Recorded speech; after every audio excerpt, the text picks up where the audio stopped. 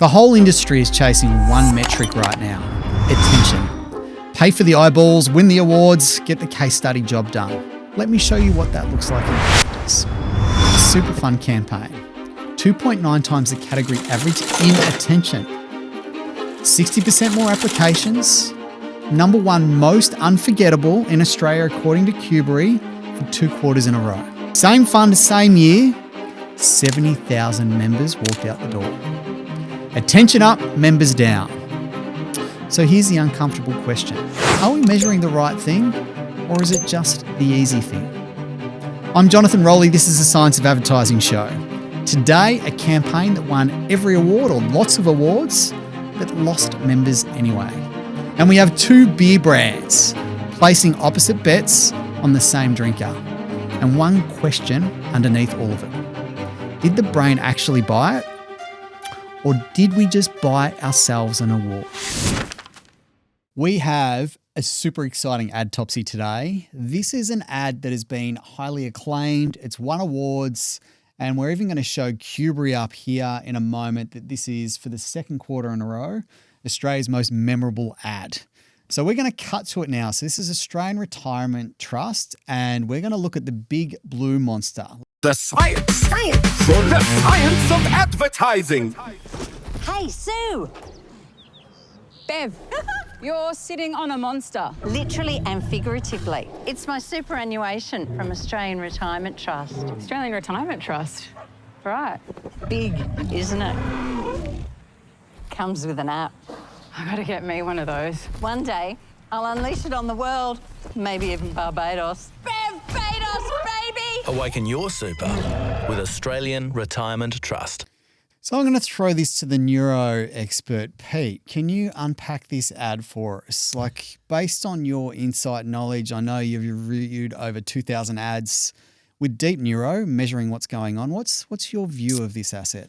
Yeah, interesting ad. It's probably no surprise that it's come up as the most memorable ad, especially if you ask someone a question consciously about it. That's the most interesting part to me, and I'll explain why.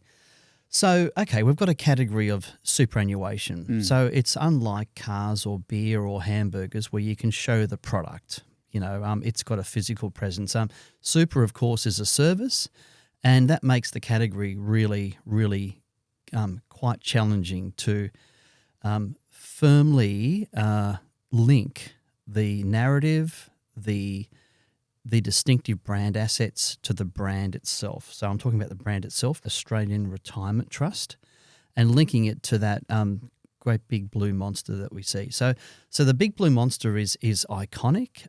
It's really smart. It's clever. It stands out. It's unique. It's distinctive. So it pretty much ticks every box. What I would like to know, though, and this is like deep client territory, right, is that linked to Australian Retirement Trust?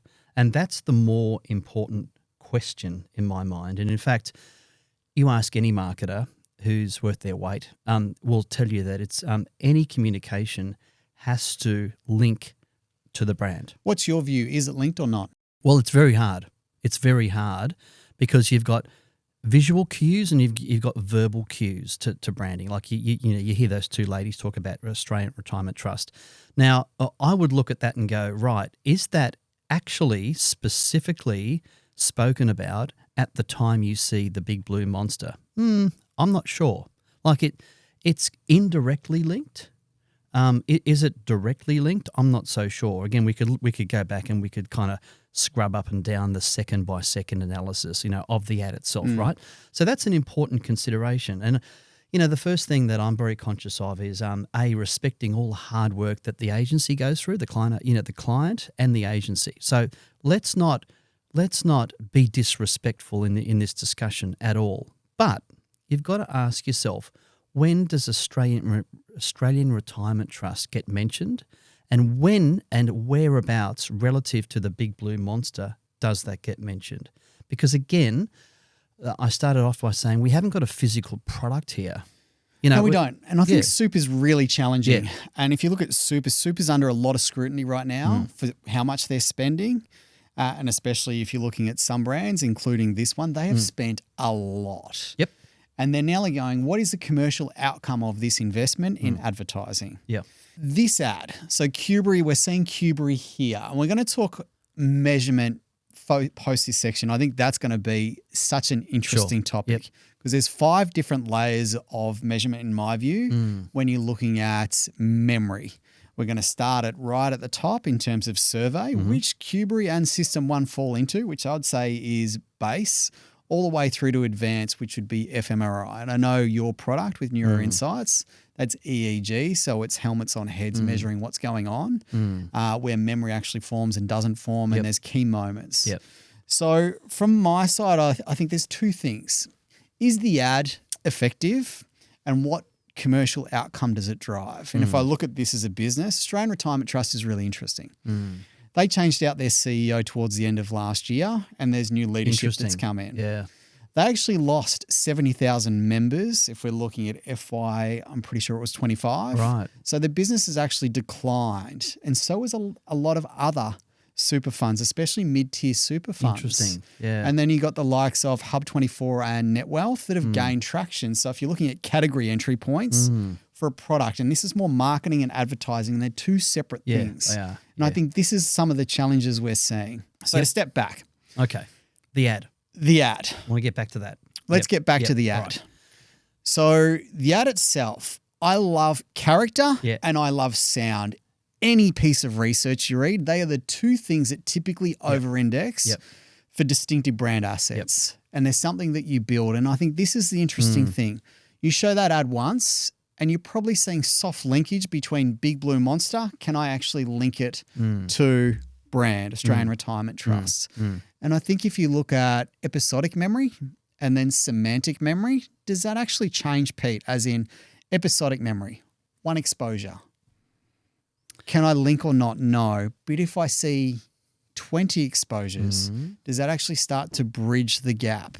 Okay. What's your view? Well, and I'm very keen to get back to the ad itself and talk about the engineering of that ad and how branding is engineered in and out of the ad, right? Look, the most precious part of episodic or semantic, if you're looking at frequency, is the first. You will, or as the great saying says, you will always remember your first. Okay? So that's important. Now, of course, the other question is what happens on 2nd, 3rd, 4th, and as you say, up to 20. Well, it's anyone's guess as to what the ad is, and every ad has its own unique fabric. Okay, when it comes to reach and frequency, we're talking about frequency now, so let's not mince our words. But frequency is such an intriguing thing because in this day and age of media fragmentation and the choice of which what media mix you have, and in fact how often your ad gets seen within a program, on 7plus, for example. Every ad has a different fabric, every ad has a different DNA, and every response will be different from 1st to 2nd to 3rd to 4th. So you need to be really, really careful with that. And of course, that's something you simply cannot ask someone a question about. So that's another interesting, most intriguing thing that we might pick up on another podcast itself. Okay, now if we want to get back to the ad, the actual fabric of the ad itself. The big question is who cares if that's a memorable ad? Because it's probably a memorable ad. The most important point is, do people link it, do consumers link it to Australian Retirement Trust? That's a whole different question. And they're not linked at all. So let's not mince our words and our concepts, right? So the point is, I would say, looking at that ad and drawing on the learnings we've seen over 20 years of neuro, I wouldn't be confident in that ad. So why is it not linked? And do you have examples of others that link really strongly? Yeah, I do. This sounds quite granular, but the devil is in the detail when it comes to how an ad plays out. And it's interesting because we're talking about an ad conceptually and as a big picture, and so is the Cubery results. It's like the most memorable ad. We're talking about it as a whole. And as a whole, we probably remember the Big Blue Monster. That's why I say, does it link to the brand? My view is it doesn't, and it could do a lot better. And there's a number of things that ad executionally does that's not ideal. So what are they? Here's the most obvious. What happens towards the end of the ad when it goes to final branding? Australian Retirement Trust is the final frame. It uses the blue Liam, can you brand. get that back up just in terms of some of the branding sequence? Let's just get it on screen. If we look at the final scene, it uses big blocked non-storytelling visuals. It's got Australian Retirement Trust. Okay, Yep. There's 2 points really important here. The last frame uses the logo, right? So tell me when we should freeze. At the very end of the ad. And then we'll go back a second. So we're kind of telling story here. Big Blue Monsters featuring throughout. There. Okay. Okay. So it cuts to blue screen Yep. and Australian Yep. Retirement Trust. So that's a big block. Yeah. Okay, visually. And what that suggests is that is an event boundary in that story, right? And the event boundary often forces memory encoding to completely collapse and close, okay? Which means the prior story, even the prior scene, has not been successfully encoded into memory and linked to Australian Retirement Trust, okay? Yeah. And so if we go back a second in that execution, what you're also seeing, and here's the real devastating news, unfortunately. The Big Blue Monster's walking away. There you go. It's walking away. End of story. End of story. Subconsciously, memory encoding is actually already said, oh, you're providing me with a really clear, obvious event boundary. You're walking away. It's the conclusion. So I don't need to hang around anymore. And then you go to hero branding moment at the end, post end of story. So it's nearly it's a two-barreled problem, and the problem is massive. That would be my view. Yep. And that would be the single most important thing to appreciate, I would say. Now, Jono, I don't say anything that I can't back up with either data or science or evidence that I've seen time and time again. And I can honestly, without even putting that ad through Neuro, say that is the most likely problematic I agree part with you. of the ad. Yeah. So that's why I ask, what do we know about brand linkage? And if the client or if anyone knows and is watching or hearing this podcast could answer that question, I'd be so intrigued. But I think you've got other data to corroborate around that as well, as you were saying I think earlier. there's both. And I think this has been running now for, I think it's coming up to 3 years. So it's been really consistent for a long period of time. And I think this is like Kubri, really effective. It's so different from a super fund. So I want to acknowledge them for being brave. And MC Saatchi as well for actually creating it, because characters, they're coming back into trend. And this is a big, and it's really important. So create great characters. Because they're huge for DBAs. But it's how you actually use them becomes really important. And I think here you got a bit of boardroom brain going on in terms of Big Blue Monster, it's big, this is my super fund. So there's an analogy there. I'm not sure it really lands. It's a great device, JR. It really is. It's a really powerful, distinctive, unique device. Like, congratulations. It's unfortunate that that device walks away right at the money shot. And this is where I go, it's so interesting. So they're out for pitch at the moment for creative, and the historic agency is from what I hear in publications, they've declined to actually participate in the creative pitch. So interesting. Which is really interesting. So it's like they've built something here, but there's a couple of missing tricks. The other thing is, if I go back to the environment where you're looking at Net Wealth and Hub24, they're actually gaining share. These guys are losing members. So there's a commercial element, product mix, marketing here. The challenge I have with this ad is I don't think the brand has given the agency everything they need to succeed. This is very much a brand play. This is a promise. There is no reason to believe the promise is true, or the promise is even really weak. What's the promise in here? We've got an app. That means nothing to me. The only thing that you're going to win me over from a brand perspective is I like the monster and I'm anchoring that likability to the brand and some awareness, but there's no salience in there. There's no compelling reason. Why do I go with Australian Retirement Trust? Yeah. So there's no promise, there's no proof, or weak promise, no proof. See, I thought of that slightly differently. And I'm not too sure exactly where that app and the mobile phone scene was introduced into the creative. I have a hunch that wasn't there originally.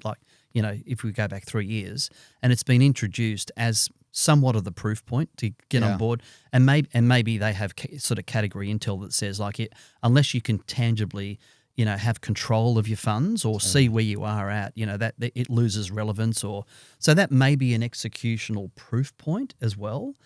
Again, where that sits relative to the big blue monster, to the two ladies articulating Australian Retirement Trust. Again, I get back to the ad and its engineering. Yeah.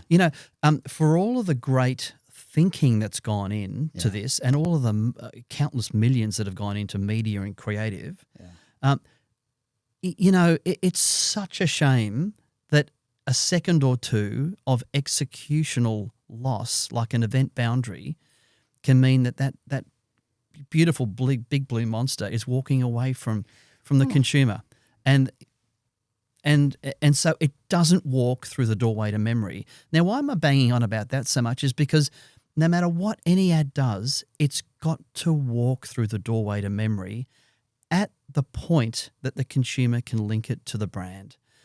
Bottom line. For all the planning and all the strategy and all the greatness of the big blue monster, it's got to link to ART as a minimum criteria, and then the ad can start to do its job. But this is what you're talking about with episodic. If you make this ad hit really hard on one exposure, and you've already started that process, that's right. You don't need to invest $30 million to hope that you've got that brand linkage. And that's the other point too. There's layers and layers of this debate. If you do it right the first time, you lay the foundations not on sand but on rock. And then you just keep building, and you can be far more precise and diligent and actually frugal with your funds, because you've built the foundation right from the start. Just like any builder will say, don't build that house on shifting sands, guys. Don't build that ad with event boundaries in it right at the point you want to. It's so interesting because I actually love this. Yep. I love so much about it. I in terms of like what I deem is quite a dry category. Yeah. They're doing something really different. It feels like they're just like a couple of inches away, like with their execution. If they would actually change a few of those seconds. I agree. And then I'd go from a business perspective or a marketing perspective. Give me something more than just being brand. Like I love brand response. So this is very heavy brand, but give me something else that I have a higher intent to want to go with you outside of just being likable or having awareness. Yep. And this is where we've seen it in home loan categories, insurance categories. You need to create something that is distinctive, not just assets, but product as well, that'll actually, I want to move through the sales cycle to get commercial outcomes. And the argument could be, providing that ad had done a great job foundationally, that you could use the big blue monster as a device to turn up the call to action or the reason to believe or whatever the next stage or layer is in that comms process. It's such a powerful device. My hope is they don't drop this. If they drop this, I think this would be their biggest mistake they make. Yep. I think it's how do you evolve it both within moments for a better job of memory, but I think it's how do you actually do a better job of moving awareness through to consideration to stop the attrition of customers. I 100% agree, honestly, and I'm not piling in behind, your comments because, as you know, I don't always. Yeah. But I have to agree. It would be such a shame for the big blue monster to disappear in the agency pitch that you were talking about. And it's just like, that was then, this is now. That was someone else's idea. And we see that so commonly, like, the organisation or the CMO tires of the ad before anyone else does. There's a huge lot of equity. It just and actually to your other point, we're millimeters away from making that significantly more effective. And that's what I'd reach out to the CMO and go, hey, can we just have a crack at this? Because you're so close, it's not funny, but just don't let that monster walk away from me. Well, I think that's the thing. And you look at it like, let's just go $400,000-$500,000 to actually build the assets and suite. You know, you're $20 million in media. Let's just go ballpark numbers. I'm not sure exactly what it is. Yeah. But you go, if you are just moments or seconds or tweaks, you could make that work. Like, what's the delta there, Pete? Is it like twice as effective? Is it 10 times effective? Like, what would you suggest the delta would be? Good question. Every ad's different. Every category has its metrics and its differences. It's not uncommon for a 1 second tweak and a re-engineering of an ad to produce 2 or 3 times better ROI. And honestly, now that's big bucks, right? You know, you turn you turn brand leakage into brand consolidation, you know, so you reverse that equation firstly. You know, you stop brand leakage and you build brand linkage. Secondly, it's about 2 to 3 times, like 200 to 300% more. So dollar for dollar spent on media and creative, with the re-engineering of a half a second moment to go, right, we need to just reshoot or and actually not even reshoot. I shouldn't even say that. They're just tweaks, aren't they? It's not big. It's not hard to do. You just have to have the precision. It's nearly in post, isn't it? A couple of edits. Yep. You just have to have the precision and know what to leave, what to change, and executionally. And generally, it's not hard yards, mate. It really isn't. You just have to see where you can make the change. And I've given away the biggest secret of all time, and that is that don't walk away from me, please. I think there's lots of little tips and tricks that you've seen, and like we've worked really closely with in the past, and I just love that because like you don't know what you don't know. So you're creating a great asset here, but what you don't know is actually what's going on in someone's mind. And I think this becomes a really interesting topic. A lot of CMOs we're talking to nearly want an insurance policy that they've got a great ad, do you know, and that's validated. So Kubri, System 1, a lot of these types of products have become in vogue recently. So in my view, there's a hierarchy of measurement. There always is. I will say a lot of these platforms are actually like base layer and they're cost prohibitive, or they're not cost prohibitive. They're actually relatively, I'll call them low cost. If I'm spending a couple $100,000 an ad, if I pay 10 to 20 grand to get some analysis done, feels like a wise investment to go, hey, I've got a good asset. Now there's 2 big problems. Number 1, I am looking in the rearview mirror of something I've already created and I'm just getting a stamp of approval. Anytime I've spoken to anyone that is really senior in neuro, they're going, understanding neuro to help shape the ad is the most important thing, not measuring. Yeah. Do you know? I love what you did there because you're measuring and you're making tweaks to make something more effective, but it's understanding how to form memory and to influence and persuade is actually the critical piece. Not actually getting a rubber seal. It's quite translational in that sense. Yeah. It is. So it's like everything from concept. So when you're starting to shape, just making sure you've got the foundations and the principles there. Yep. Now, the second thing is this. Measurement's not measurement. You've got everything from, I will call it glorified survey, which is like System 1, and it is Kubri, and very misleading. I think System 1 has done the best job of marketing. They've hijacked Dan's work and they've gone, we are owning System 1, which is subconscious. Yeah. But their survey work, it's survey. It's System 2. It's System 2. So they're not actually measuring System 1, although they debate, they do. And anyone at System 1, I will challenge you to have a debate on your platform and System 1 versus System 2. Open. It's a great challenge. Great challenge. And actually, look, let's just work with the facts. Let's work with the facts. It's a great marketing job. It's like calling a Mini a rocket ship. I want you to think it's a rocket ship because we're flying to the moon and back, but actually it's a Mini. It's a car you get around town in. They have, and I think let's not. And I think they've done a great job of marketing, but I think the product itself is actually low cost, and that's how they've kept it low cost. Sure. So I'd go, that's actually base level. From there, I will go biometrics. So this is looking at people's facial expressions. It's looking at eye tracking. It's looking at galvanic. There's biometrics that you can use to get proxies, and all of these are proxies to what's really going on inside a consumer's brain. Yep. From there, I will level up, and let's just call it EEG. Do you know what I mean? That's kind of where you're starting getting serious. And this is your world. And I'd love to unpack like what you do versus what a System 1 do, Pete. So to everyone out there, what's different between like an EEG versus survey? Okay.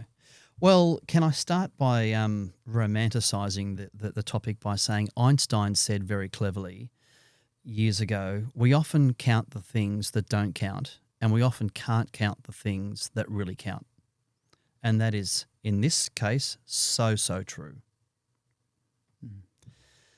We often think we can count the things that really work, but when you stop and think about particularly emotionally driven content that targets the emotions, the heart, right, which is what creative and storytelling essentially does.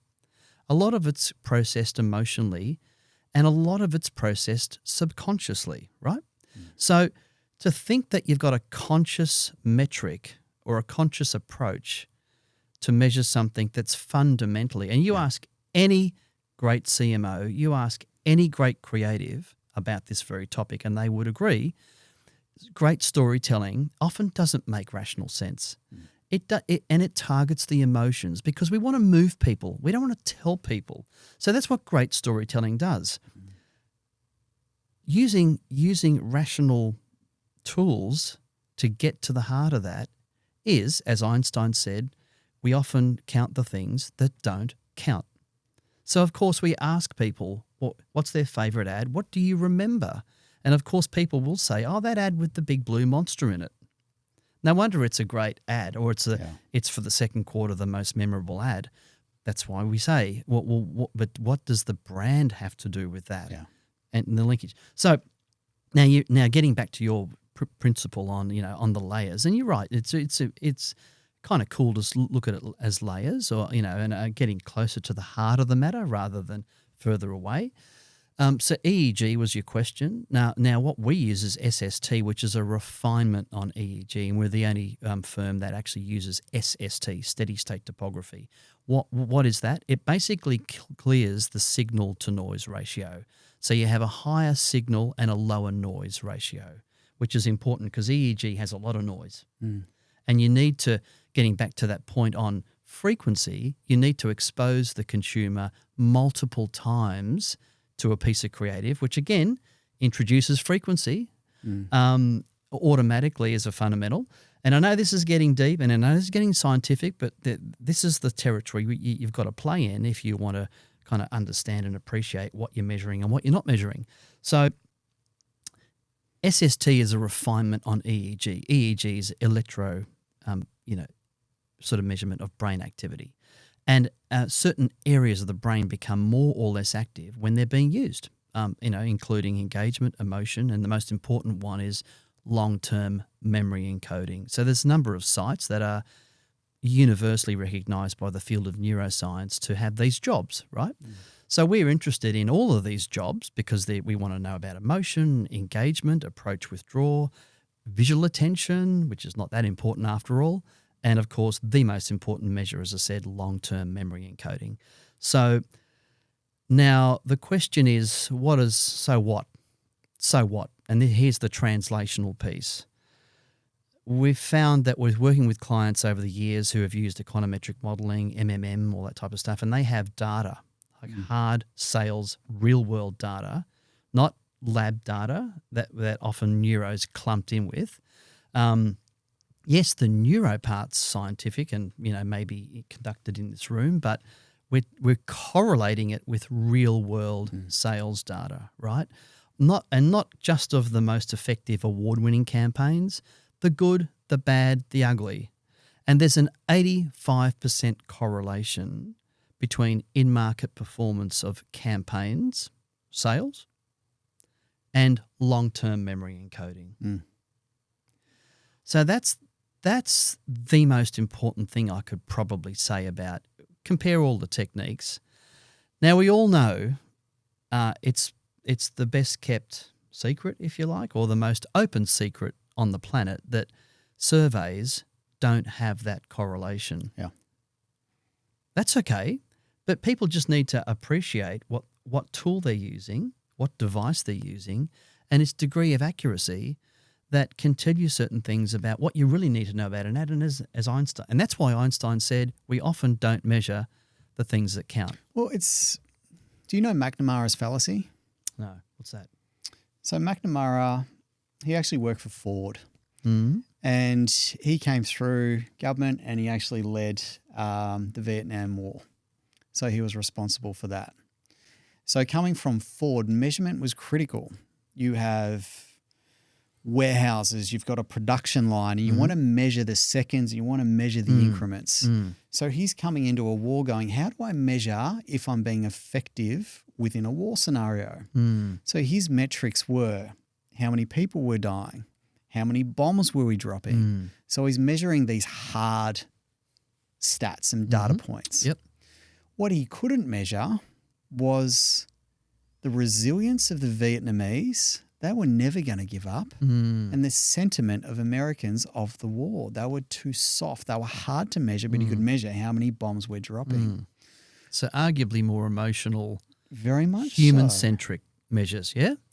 So on all metrics that he was measuring, they were winning and won the Vietnam War, but they didn't. So this is McNamara's fallacy. It's like, what are you actually measuring? Are you measuring the outcome that you're after? And this is where I love the tiers, or just the concept of the tiers of measurement, because some of these can be McNamara's fallacy. I feel like I'm measuring the right thing, attention. Attention doesn't mean you're forming memory. Attention doesn't mean you're going to win, but it can make you feel like you're following McNamara's fallacy. Yep. And this is where most people don't understand. They think if I'm talking neuro, it's all the same. System 1 is the same as neuro insights. It's the same, like they're going, okay, survey is the same as EEG or biometrics, or it's the same as fMRI. And all it is different price points. You're starting here at low cost, but it gives me a proxy, but it's a really loose proxy. Yeah. Be really careful. Yeah, exactly.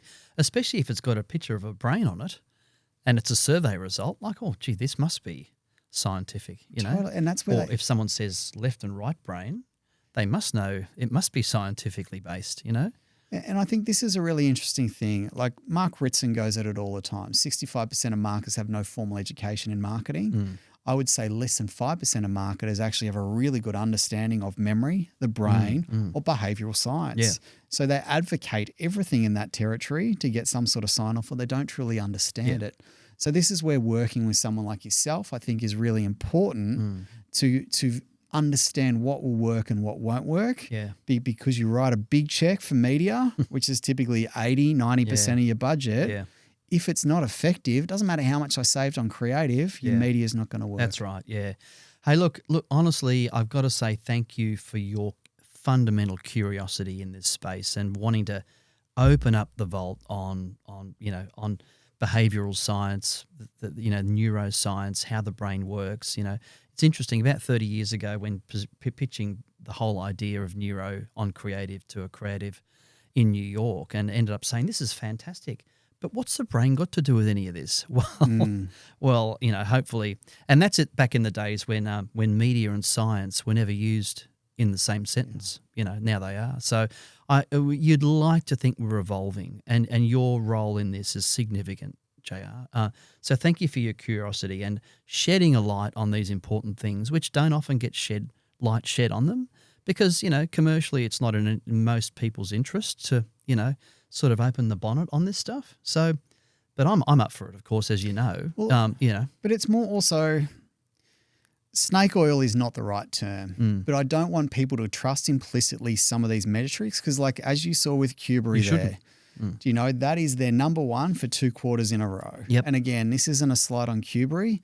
It's more just be careful of your correlation between that and commercial success. Because a lot of advertising, and I'll argue nearly all advertising awards, don't usually correlate with commercial success. And as we've seen, there's some disconnects there. Yeah. We're going to change gears now, Pete, and we're going to look at booze. We're going to look at beer. Let's do it. It's Friday. Why not? It's Friday, brand wars. Okay. The science of advertising. Now, you've been very kind and you've actually analysed an ad for us. Yep. So we're going to show Heineken and a VB ad. Okay. So I want to show the Heineken ad without the analysis first, and then we'll show the VB ad, and then we're going to discuss, and then we're going to go through one of those ads using steady state topography, SST. Yep. So this is EEG. I would go second tier. And I'm really keen to see what we're going to learn here, Pete. But let's cut to Heineken and VB now. Yep. Let's do it. Heaven, I'm in heaven. They actually made a good start.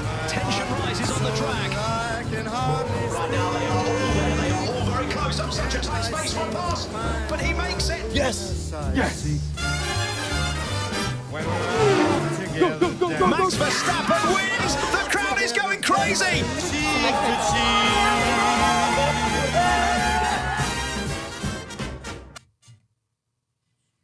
You can get it digging holes and pounding in poles. 88 posts, perfectly interspersed. You've sure got a thirst. And when the sun goes down and the day is done, there's only one beer that'll do. But when you gotta get up and get at it again, well, VB's got a mid-strength now too. Yes, a hard-earned thirst needs a big cold beer, and the best cold beer is Vic, Victoria Bitter. Pete, over to you. Quick thoughts. So interesting. Well, we've got two iconic advertisers, haven't we? You know, like that jingle behind the VB ad, which, you know, I think we all pretty much grew up with, you know, is it would have to be one of Australia's most iconic jingles, you know, and we're not here to talk about, you know, its role in, you know, in coming and going, because I know it was dropped years ago and it was reintroduced, and thank God it has been. But yeah, that ad, the VB ad, and of course that's a new variant, VB mid strength 3.5, and slightly different sort of logo and that type of thing, and that's fine. We're not here to talk about the logo necessarily on the beer can. But interesting ad. Do you want me to go into that a little deeper? Yeah, because I think we'll finish on the Heineken one, which is a completely different brand, and you know, again, another iconic brand that spends squillions on intelligence, engineering great ads, and, you know, getting associations with Formula One, none of which are cheap or quick, you know.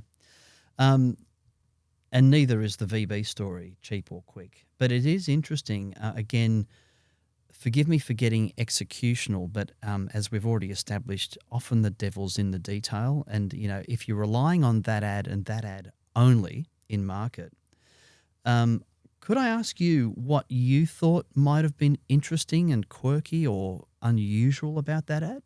Which one? The VB ad. What was quirky, interesting? It felt like there was kind of, if you're looking at story, it felt really fragmented. You know, it was kind of like there was that big black screen in the middle, and then it jumped to, like, that's probably my immediate reaction. Yep. It is interesting, and the reason why I thought it'd be interesting for us to discuss it is that you're right. It has, and we haven't discussed this prior to today, but I've just sort of said, hey, here's the ad that I think we should talk about. It's interesting in as far as it has a split-second black screen right in the middle. Now that you know, you might say, oh, look, you know, and I'm sure some people wouldn't have even noticed it. So, you know, kudos for noticing that. But that carves the ad completely in half. And we've seen, now we haven't put that through Neuro, but we've seen ads that basically creatively, tonally put a black scene, usually towards the back end of the ad when you want to build suspense and mystery, and it fundamentally kills the ad. Fundamentally breaks it in half, and the mind and the brain goes, oh, well, okay, that's it. You know, that's over. Even if it lasts a millisecond or, you know, a few hundred milliseconds of 1,000. That cues end of story, doesn't it? So end of story, close, next now, chapter. Now, that may have been intentionally inserted because the creatives and the client wanted two different ads, But that's actually what they've engineered. They've engineered two separate ads that, as it turns out, on telly, happen side by side. So the point to be made here is that I don't know whether it's intentional. I have no idea about the background of that ad, and in fact, if we were in dialogue with the client, I wouldn't even be mentioning it publicly because that's confidential information. But just looking at that through the eyes of neuro, you would say you've made two separate ads there. I'm not sure if it's intentional, but that's what you've got, which means they both have to stand on their own 2 feet. And I don't know whether part one would actually be linked to part two. But it may, but it's a high-risk strategy. But even part one felt like it didn't really have an intro. It was like it cut halfway through a story and then it had this interrupt, and then it was kind of you were left consciously trying to join dots rather than like the processing fluency of this feels really good, it's really natural, it's an easy story to follow. Yeah, it's highly segmented. And again, I don't know what the creative strategy was there, and maybe it's a clever creative and media play. I don't know. But one thing is for sure is that ad is, it's two ads in half, sort of bolted together in a media execution. See, the thing is, I think from an execution perspective, I am totally aligned. I think there's a lot that could be done to make that a more impactful. But what I love about it is same sound and character, memorable character, two of the most powerful mnemonics you can use for distinctive brand assets. So VB, same thing. I know they've changed logo and can and all the rest of it, but they've brought it back. Yep. Sense of nostalgia. I love how they anchored their brand to the hardworking Aussie. And it nearly makes you feel a little bit thirsty as you watch it. No, it's got all the hallmarks of their distinctiveness. Yeah. It's just in the moments of your final. So I love the concept, and I love that they've brought that back because it is their hero.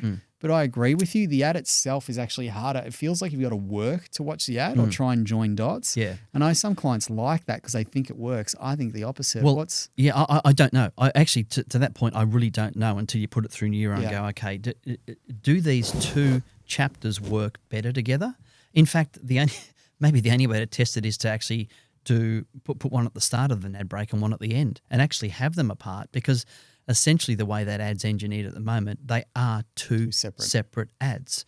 Again, it could be a masterstroke, but often when we're talking and working with clients, and CMOs, they go, "Oh, I had no idea. I had no idea that I was causing that level of disruption," because subconsciously you've sliced that ad in half, and you're asking the consumer to process two different stories. This is the trap I'm seeing brands fall into, or more so creatives. They're so obsessive with trying to get attention. They're trying to do weird, wonderful, interesting cuts to get attention and break prediction. Whereas I go, you might be getting attention because it's like disruptive. Doesn't mean you're forming memory or the right type of memory. Is that exactly? And attention could simply be visual fireworks. Yeah. Like, do you remember the last New Year's Eve fireworks implicitly? Well, you remember things going off, but you don't encode that because you don't have to. And the brain knows what it needs to store away and what it doesn't.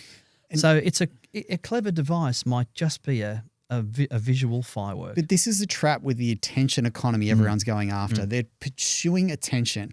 If you're looking at memory formation, all you need is attention open. More attention doesn't mean better memory encoding. It means you just need to have attention, and that's the opportunity for memory to form. So just pursuing attention for the sake of attention's sake usually drives ads in the wrong direction rather than going, do I have attention or not? All it is a yes. And there's yes or no. A great point. Great point. And there's an important distinction here. Attention, right? We need to make the distinction between attention metrics in media and attention metrics in creative. And I get the fact that attention's mainly being used as a media metric to go, okay, well, look, if the ad's not even going to be noticed, then okay. So that's got some merit, right? It's got to be fair. But if you take the attention debate into creative, oh man, that's where you really spray and pray, and you chase the wrong destination. You really completely. are. And I'm aligned, because this is where you go, for memory to occur, you have to have attention. So this is where the correlation is attention has to occur for memory to form. The challenge is if you optimize for attention, you're not optimizing for memory. Attention is part of the process. It is not the end game, but you have to have attention for this to happen. Now, this is where people are trying to scale for attention, not optimize for memory. That's my problem with it. Yes, even that, please forgive me for saying this, but even that's too simplistic because that only happens on the very first exposure. Like attention can lead to memory creation. But you know, the quirk about all this is that once the brain processes and parks a brand memory, you know, or a distinctive device, whether it's the VB logo or that great iconic soundtrack and everything, once that's been formed in memory, the shortcuts that the brain takes on subsequent exposures is profound. And in fact, we've seen attention decrease while memory increases. So just beware of what you're chasing because it's a fallacy. But we're actually really aligned there, Pete, because this is where I go, attention, you just need to creep over the line to get attention. You know, you don't need more attention to form better memory. No. You just have to, like, if I'm paying no attention to this ad and I'm looking at my phone and that is absorbing, like, no, it doesn't have the ability to form memory because your attention is not there. So the gateway, the door's not open. And can I debate that? Yeah, go. But, that's the essence of a great jingle. Because if you've seen that ad once and it's been parked in memory successfully, you can be on your mobile device and have that playing in the background, and your brain will be encoding it and or re-triggering all those beautiful brand memories that it's already built. So that's the great good news, if you like, behind all the pain and suffering of building strong brand assets, great jingles, great voiceovers that just never change and just constantly. They're the shortcuts you can take if you do it right. So there's two types of attention though, isn't there, Pete? Direct and indirect, or correct. Yeah. So you've got focused attention. Of course, yeah. And then you've got subconscious attention that's actually in the background, which is really system one, looking at cues for threats and opportunity. Sure. Or if you don't use the words indirect and direct, you can say I've got visual attention, but do I have anything else? Often the answer is no. Yeah. So you don't need visual attention, and let's face it, most of those attention metrics are visually derived. They are. So. But there's it goes a bigger back game. to, and again, it feels like my theme that I'm beating the drum on today is audio, because that's audio, and that actually through indirect or subconscious attention can still form in the background once you've built initial, and those distinctive like memorable characters. I just need a glance at it, totally, not a huge amount of attention, but it's actually an exposure, and it all adds to the vault. That's right. It's almost as good as 30 seconds that you've paid for previously. Yeah. So it's just embed. Remind, refresh. Yeah. And as time wears on and as memories strengthen, you can afford to do less and get more. That's the quirk. So, and then we go to brand, and brand is like one of my favorite topics because brand, and I love asking this people question. It's like, what does brand mean to you? I was actually on a podcast the other week, and it was a creative director that's running a podcast, and I asked her the same question. And then it kind of caught her off guard, and she was like, she started going on storytelling and other bits and pieces. My view on brand is when you see or exposed to a brand, like how do you feel about it? Like it's very emotive. It's very subconscious. Yep. And I think this is when you look at brand, these two ads are really interesting. So you've got VB. Yeah. It taps into the hard work, the nostalgia. It's a badge of honor you're really wearing. It's like... it's an identity you buy and leverage when you carry around. And that's what alcohol really is. Branding is the identity. When I hold this can, who am I or associated to when I hold a VB? Yeah. Or if I hold a Heineken, who do you think I am based on holding that can? Yeah.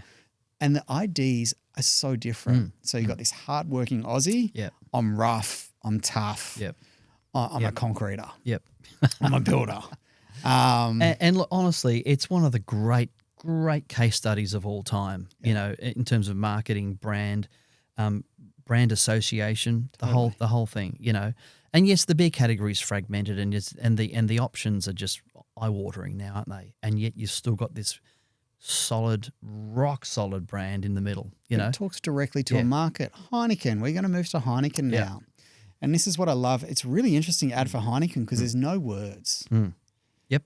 It is just anchoring. You do have celebrities within there from drivers and like DJs. Yep. But it's a really emotive ad in terms of it's a very positive, it's like a celebration. The whole ad is a celebration. But throughout it, and this is really interesting looking at your work, looking at where the opportunities are to form memory. There's literally like a dozen anchor points with Heineken throughout where you're like, you cannot not experience a positive emotion and anchor it to a Heineken. And that is really what Heineken have done so well over the years. Exactly. If we get back to our Einstein comment of, you know, we usually count the things that don't count and we can't count the things that really count. And look at the Heineken ad, you go, oh my God, like a global master at branding, a great beer, or every tick, tick, tick, tick, oozing green brand cues. If it's not a bottle of Heineken, it's got you know, fluorescent green lighting in the background. Things are tonally, it just oozes Heineken. If you were to look at that just in the flesh, as we have or as we will, you know, so what's the problem is the question. And I think that's what we're just about to have a look at. Well, let's cut to now because, like, I think it's a great ad. Do you know, for me, it's the anchoring of positive emotion. And this is what Heineken's done really well, especially with F1. It elevates the brand to a premium brand. Do you know, it's very much I'm leveraging an F1 driver, which feels expensive, fast. It's not your normal beer. Cheers to the fans. Like, what could go wrong? What could possibly go wrong? You know, oozing brand cues, as we said. You know, you're right. So let's cut to the metrics now because I think this will be really powerful people to understand the difference between some other like biometrics and surveys, whereas are we actually measuring what's going on inside the brain, actually measuring the brain rather than proxies? Exactly. And can I just before we dive in, which will be fun, you know, what we've just been doing is talking to the brand and the campaign as a whole, haven't we? Like, you know, we're commenting on that executional piece as a whole. As we often say, the devil's in the detail, and it's the things that you can't count that really count. And what I mean by that, count consciously, that really count. But this measures subconscious. So this is really a system one measurement. Rather than us, again, we're actually system two critiquing an ad here. And we're talking rationally and consciously about it. So, of course, we're going to be saying, hey, you know, cheers to the fans. It's a great ad, you know. What could go wrong? These guys are experts, you know.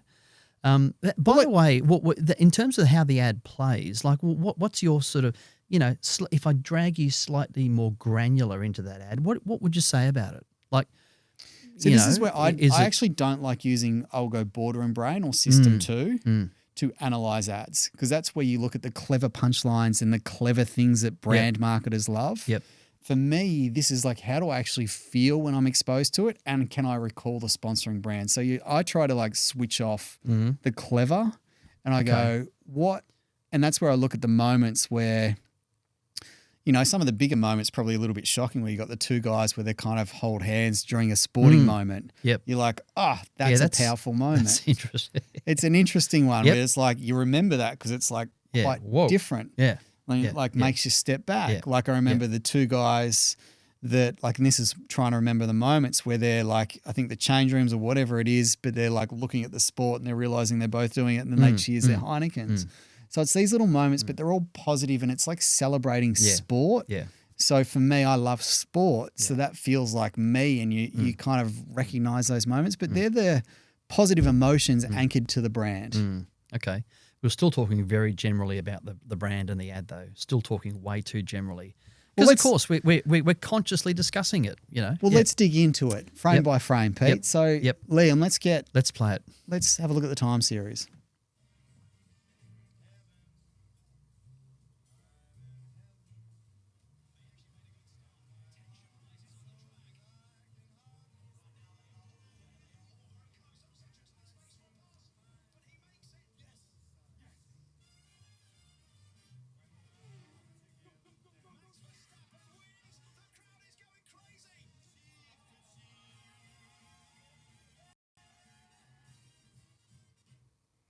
So, Pete, we've got two metrics here. We've got the red line and we got a blue line. Can you just talk us through what we're seeing here? Yeah, okay. So that's what we call our neuro second-by-second time series analysis. On the left, you've got the vertical scale 0 to 1, which is our normal range.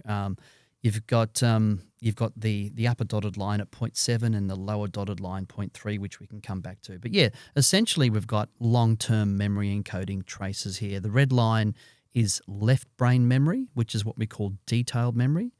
And then the blue line is global memory, which is what we call big picture or right brain memory. So, that's unique to SST. It's the only technology that can differentiate and distinguish between left and right brain. What's the difference? What's the pros? There are many differences, which we don't have time to unlock. But essentially, we call the red trace detailed memory encoding because usually the left brain is associated with picking out specifics, the logical side, and detailed, and it can be more logical and rational. Like if you're an accountant, they say, "Oh, you're a left brainer," So if you're a creative, you're a right brainer. So now that's nice, sort of general lingo, not always scientifically backed, but you get the picture. So the red line is more about specifics and detail, and the blue is more global and big picture and conceptual. So there are certainly words that we would use as describing words, like conceptual, big picture. You're listening to the soundtrack, like the VB ad would have plenty of blue because it's just so, and often sound is processed right brain, not left brain type thing. So now, of course, they're both important, and they both and they're independent. So and the way that they interact or dance together tells us a lot about the fabric of an ad as well, which I haven't necessarily played to today because it's not particularly insightful to do that on this ad. These two, can you just is this a good ad, bad ad? What are the moments here that are important? Can you help share? Okay, yep. So that upper dotted line at 0.7 is a key threshold. Okay, so we want important moments in an ad to hit 0.7 and higher. Okay, so that's our key sort of benchmark, and some of the other slides that we have as an analysis really sort of highlight that. But that upper dotted line at 0.7. Yeah. Now, the other important thing, standing back from the neuro, what is most important is, and remember that 85% correlation I spoke about. That comes from not the whole ad performing with memory encoding, but specific moments in the ad. And guess what the most important moment of an ad is? It's when it brands. Yeah. So an ad has to have high levels of memory, over 0.7, that effectiveness target, if you like, at branding as a minimum. Oh. Okay? Well, Liam, thanks for pulling this up. So if we go right to the end of the ad there, so 0.7 is the target. That's memory it's hit encoding. that and it's gone over. In fact, that would be a 0.85, 0.9 on level of either red or blue memory. Fantastic. It's hit more than what we need at that final crucial Heineken logo, and of course the pack shot, right? So that, and the celebration and the storytelling has kind of got us up to that. Now I think that's about a top 16% globally ad on our database. Right. So it's home. It is home, JR. Okay. So this is so interesting though, because you look at the Australian Retirement Trust, and that went blue screen. Yep. So in my experience, when I've worked with you on this, that typically dives and can crash under 0.4, 0.3, and it's right at the key moment of branding. Yeah. Whereas this ad actually has the story still playing out, brand on screen twice, like it's both Heineken logo but also a drink in hand. Yep. But here's the point. That ad is a complete roller coaster ride subconsciously. Which one? The Heineken This ad, one. the one we're looking at. Yeah. In fact, you're actually seeing the roller coaster play out. And I want to make a few really important distinctions. But, okay, the first point we're making right here, final branding, that area highlighted in green there, is that scene. That is the most, effectively the most memorable part of the ad. Now, when I say memorable, it's what is being stored into long-term memory. So those traces, the other thing I should have set up originally, and this is so important, is that The word memory is often used and abused galore in our field, right?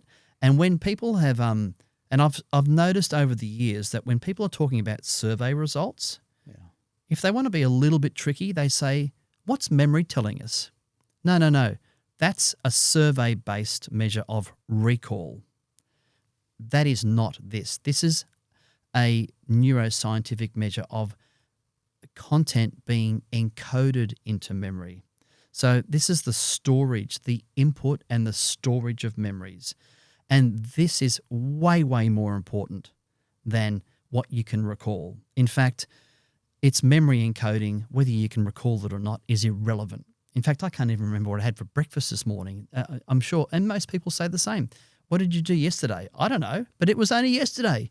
And we're asking recall of ads that you may have seen a week ago? Like, come on, give me a break. So recall has its uses. They're prompted recall as well. Well, it's either unprompted or prompted, and and marketers tend to value unprompted more because it's more natural, it's unforced, but it's still conscious and it's still only recall. So that's the important thing about these traces, that it's the storage of memories, and it's the storage of memories whether you can remember it or not. So here's an interesting one for you, Pete. Like, I know the mind works in micro stories anyway. They're sort of like 2 to 7 seconds ish. So this ad doesn't sit at 0.7 across the whole chart. No. Is that a bad ad? Well, fundamentally, no, because it passes the minimum criteria of branding somewhere in the ad hitting 0.7 and higher. Now, as it turns out, it actually hits 0.7 and higher at what you'd call classic final branding. It's where it's the money shot, right? Now, what the ad is trying to clearly do is brand as many times as possible, because if you brand implicitly through the ad, what you do is you take the risk away from the heavy lifting of the final branding scene.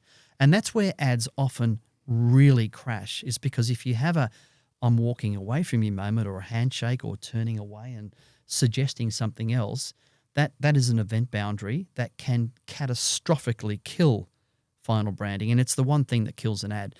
This is the reverse. So all things are fine. Why I say that's a roller coaster of an ad is because for all the other moments of branding, you are asking the consumer to actually go through an enormous roller coaster, which you're seeing here. So is that an emotional roller coaster? No, it's a memory. But it actually, as it turns out, when we look at engagement and emotional intensity, it is also a roller coaster on those measures as well. So like here we're seeing it dip, Pete. Like, so you're going, a roller coaster means we actually started with high memory encoding based on this, and then it dips to low. Yep. Okay. So the point here is that that's a heavily branded Heineken scene on someone's mobile device. Yeah. Right. And yet memory encoding plummets. So you go from a high of about 0.8, 0.9 to about 0.3. So you've lost almost all of your punch and effectiveness in practically milliseconds as a function of that scene. Yeah, right. Now, the obvious question is, well, how do you know it's that scene? Well, it actually occurs during that scene. What I'm not telling you is that this is a very, very common pattern that we've seen, and the pattern is intrinsically embedded in that scene of peering over your shoulder at someone's rather private viewing of a mobile phone. So, well, this is the interesting thing, because I was about to ask you, like, what are the tips or tricks for anyone watching at home to avoid? So it sounds like this perspective of, we were talking about ART, where turn back, conceptual closure, end of story, black screen or similar. Now we're peering over someone's shoulder. So what's happening here? Okay, John, look, every ad is different. Every ad is different, and you have to respect the kind of differences, because you'll see another ad and this won't happen. Yeah, right. So we can't, and the worst thing I could do is say, hey, for all yous at home, don't have one of those scenes. Do something differently. Well, of course, the other question is, well, what do I do differently? Which is what we get paid to advise on. So I've got to be careful and say the caveat here is It's that not universal. This doesn't always apply, but it's a general, we've it's seen it not enough universal. to go. That there's a really common thread here, Yeah. and the thing is that if you say if final branding didn't work and you were relying on all the other highly obviously branded moments, then that ad would be a complete and utter failure because it doesn't brand at a high level of memory anywhere. And we can go through and unpack this. But the point is, I wanted to make a point of these two scenes because they're heavily engineered to feature branding, and yet they don't work. And it's a subconscious response that most people wouldn't grant in an ad. So why does this... Actually, here's the other point. Think about how many ads these days feature someone using a mobile phone to get onto their super app or check their balance or just simply transfer. We just saw it in the other ad as well. Exactly. How many ads don't have a mobile device or a screen-based device? So what's happening? Why is this not working? Our interpretation of that would be once you look at the data first and go, okay, what do we think is causing that? It's simply peering. It's a bit spooky, peering over someone's shoulder, Snoopy, on a private moment. Like, this is my personal device. It's my personal experience. And what confirms that theory is that the group of kids on the footpath also streaming, the Formula One. Now, why they've got, I assume they're kids and hopefully they're over 18, but that's another story. But you can see how it happens again. And it's even more profound, and the cut and the plummet in effectiveness is even deeper again. So, Pete, for me now, this is going into my toolbox. If I have a camera coming over my shoulder and it looks like I'm, a peeping Tom, versus me going, hey, Pete, look at my phone, which also happens a lot in society, which is like an invitation like we saw in AI. Is that a different moment? Profoundly different, because one's a personal, private moment where you're kind of snooping over my shoulder and you've caught me, streaming something. Yeah. The second one is that there's far more narrative, and it's actually anchored around a moment of sharing. Like, hey, I've seen this. Check this out, Jono. So a completely different architecture. You might think, they're both peering into a phone. No, they're not. Like the storytelling and the setup around that is completely different. And of course, that's one of the solutions it would lead you to go, okay, if I'm using a scene like that, and now this can be picked up at storyboard animatic stage where, I want someone sort of searching for a home loan on a laptop. Same again, like don't peer over their shoulder and kind of... Is there a first-person perspective where it feels like you looking at the phone? Is that different again? Yes, it's different again, but the creative has to set that up in advance. Yeah. It can't just appear out of nowhere, be a surprise. because you will kill the ad. So and it's often Pete. something that, and I'm drawing everyone's attention to this, and again appreciate the opportunity to look at these second by second moments, because it's not about talking about the ad as a whole. It's talking about what might happen at these beautiful branded moments that have been carefully engineered, but actually divide the ad in half, Peter, or in thirds, or in I think tenths. it's such an important conversation. Like, I do love the Ehrenberg-Bass study, like the 40-40 study, which was 2015. Sure. I know that is more survey-based, but in short, 40% of people couldn't recall the ad. And then of that ad they could recall, only 40% could recall the sponsoring brand. The math is 16% of advertising is effective. It's a microscopically low number. It's tiny. For the squillions that get invested, let alone the time and energy in strategizing to get to this point. And this is where it's not a fault of the creative or the concept, but this is where there's two things that working with you I've really learnt. One is if you lead or if you rely on the last 2 or 3 seconds to do your brand job, whoa, that is such High a high risk. That's literally roulette table. I'm putting all my chips on 00. Yep. And hoping for the best. And I go, that is high risk. And unfortunately, that is what majority of ads typically do. And then you've got moments like here where you just actually don't know. Like, unless you actually knew that and you were looking at the second by second, I think rationally my boardroom brain, how clever am I? Yeah. This is like, we're going to show this in context. Yep. Great shot. It's Hero bringing shot. people together. It's people are consuming Formula One and being cheers and, all that stuff. But it's really this subconscious, conscious, Yeah. and how do you They actually couldn't create? be further apart. They couldn't be further apart. Yep. So, Pete, I just want to say a thank you for sharing some of this. Now, if there was one more tip or trick, like I love these and I love building up my knowledge base with what you've learned. If there was one more for the people at home, what would be another tip or trick in an ad asset that you're reviewing that anyone could leverage? Well, now this wasn't on the script, so you've caught me by surprise. And I generally have to charge a lot of money for these tips or tricks because I know how much you charge normally, Pete. So okay. Well, actually, it's cheap if it works, and of course it works. Yeah. So it's worth every cent. I would argue.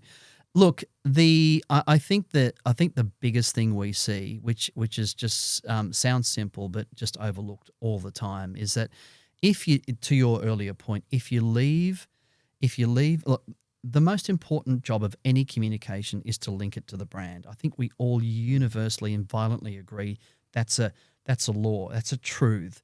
Your communication has to build your brand or link to your brand. They don't all. And so you have to ask yourself executionally, where in the ad does it get the opportunity to do that? And if you do leave it to the last second, you're putting you're putting all your chips out of 15 or 30 seconds onto the last second or two to do all the heavy lifting, because the ad as a minimum must do that. And if it doesn't do that, then it's at that great old saying, it's a great ad, but who's it for? I just don't know. And that's the 40-40 principle playing out again and again and again. It's the vampire effect. I remember the ad, can't remember the sponsoring brand, which means any money you spend on media, who cares? And in fact, totally ineffective. in fact, that's worse than not advertising at all. Yeah. This is giving you a double-barreled treat. Those ads are worse than not advertising at all, because what you're effectively doing is promoting the category and or giving your number one competitor a free kick. We see this all the time in MMM, where we'll actually see competitive spend be a driver, and it actually increases performance rather than a dragger. So take that to the CFO and explain why you're not only wasting your money, but you're paying driving. for the competitor to take category. advantage. And it happens in literally a matter of seconds and milliseconds. That transaction happens either your way or it goes to someone else who the brain links to the category. So Pete, thank you so much for coming on. Pete Pynta, he's been working in this area for, what is it now, 20 years in the field of neuro. Every time I talk to Pete, I learn something new. I think Pete is one of the best insurance policies for any ad. If I'm spending over $5 million on brand or brand response, I want Pete to look at the assets to understand if there's any intricacies that, hey, we're actually not forming memory, but we're about to write a check for $5 million, and it could be driving our potential customers to the competition. So it's like, Pete is the great insurance policy to review ads by second. yeah. Like conceptually, I love working at, but this is really just making sure the ad works as hard as it can based on what's been built. It's got to. In an era where low ROI and wastage is just not tolerable anymore, surely. It's not. So it's like, let's not optimize for attention. Let's optimize for memory. And that's where you come in. And they're different. Yeah. They are. Thank you so much too, JR. You're very welcome. Thanks for tuning in. Till next time, this is a Science Advertising Show, and I'm Jonathan Rowley.